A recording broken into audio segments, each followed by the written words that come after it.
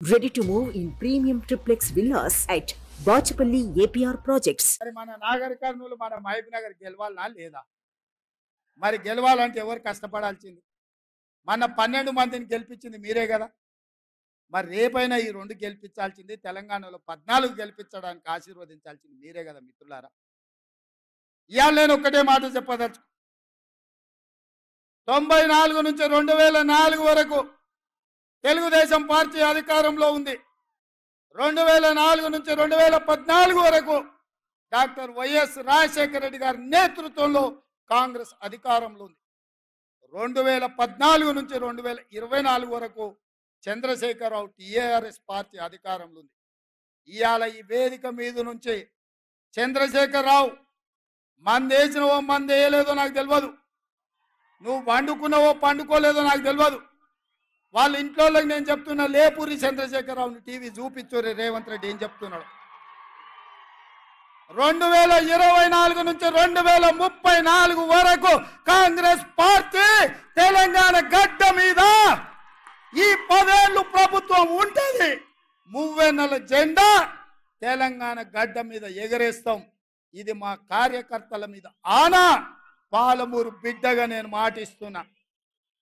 10 ఏళ్ళు తెలుగుదేశం, 10 ఏళ్ళు కాంగ్రెస్, 10 ఏళ్ళు బీఆర్ఎస్, మళ్ళా 10 ఏళ్ళు పాలమూరు బిడ్డగా చెప్తున్న కాంగ్రెస్ ప్రభుత్వం. ఇందిరమ్మ రాజ్యం ఉంటుంది. దళితులకు, గిరిజనులకు, బడుగులకు, బలైన వర్గాలకు, ఆదివాసీలకు, మైనారిటీలకు, మహిళలకు, నిరుద్యోగ యువకులకు, ఉద్యమకారులకు, అమరవీరుల కుటుంబాలను ఆదుకొని బాగు చేసే బాధ్యత నాది. పాలమూరులో ప్రతి ఎకరాకు నీళ్ళిచ్చే బాధ్యత నాది. నాకు వయసు ఉంది, ఓపిక ఉంది. ఏవడన అటు ఇటు చేస్తే తోక గత్తిరిచ్చే కత్తెర నా జేబులోనే ఉంది బిడ్డ. అందుకే మిత్రులారా, ఇది మళ్ళీ మళ్ళీ వచ్చే అవకాశం కాదు.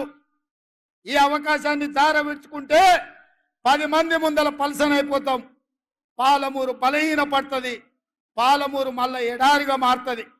అందుకే పార్టీలకు అతీతంగా, ప్రాంతాలకు అతీతంగా ఇవాళ జెండాలు ఎజెండాలు కాదు, ఈ పాలమూరు బిడ్డ బలపడాలి, జాతీయ స్థాయిలో గుర్తింపు రావాలి అంటే ఈ నల్గొండ జిల్లా నుంచి మొదలు పెడితే అది ఖమ్మం కావచ్చు, ఆదిలాబాద్ కావచ్చు, వరంగల్ కావచ్చు, మెదక్ కావచ్చు, నిజామాబాద్ కావచ్చు, రంగారెడ్డి కావచ్చు, హైదరాబాద్ కావచ్చు, నా పాలమూరు గడ్డ కావచ్చు, 14 పార్లమెంటు సీట్లు గెలవాలి. రాహుల్ గాంధీ దేశానికి ప్రధానమంత్రి కావాలి. రాహుల్ గాంధీ కశ్మీర్ నుంచి కన్యాకుమారి వరకు 150 రోజులు 4000 కిలోమీటర్లు ఎర్ర టెండలో మంచు కొండలో పాదయాత్ర చేసినప్పుడు మొట్టమొదట కృష్ణా నదిని దాటుకొని కర్ణాటక నుంచి ఈ పాలమూరి గడ్డ మీద పాదం మోపిండు మన నాయకుడు. తెలంగాణలో పాదయాత్ర ఈ పాలమూరులోనే ప్రవేశించిండు. మిత్రులారా, కృష్ణా ఎట్లా పరవళ్ళు తొక్కి మన ప్రాంతానికి వచ్చిందో రాహుల్ గాంధీ గారు కూడా అదే విధంగా మన ప్రాంతంలో పాదయాత్ర చేసిండు. మరి మీ బిడ్డని ఇవాళ ముఖ్యమంత్రి చేస్తే మనం రుణం తీర్చుకునే బాధ్యత లేదా అని నేను అడుగుతున్నాను.